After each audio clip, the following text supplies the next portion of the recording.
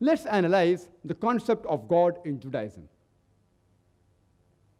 It's mentioned in the book of Deuteronomy in the Old Testament, chapter number 6, verse number 4.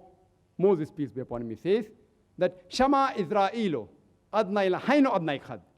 It's a Hebrew quotation, which means, Hear, O Israel, the Lord, our God, is one Lord.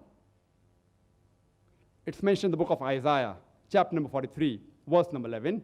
I, even I am Lord, and besides me, there is no Savior. It's mentioned in the book of Isaiah, chapter number 45, verse number 5. I am Lord, and there is none else. There is no God besides me. It's mentioned in the book of Isaiah, chapter number 46, verse number 9. I am God, and there is none else.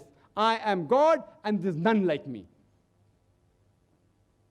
It's mentioned in the book of Exodus, chapter number 20, verse number 3 and 5, as well as the book of Deuteronomy, chapter number 5, verse number 7 to 9. It says that thou shalt have none other God besides me. Almighty God is speaking here. That thou shalt have none other God besides me.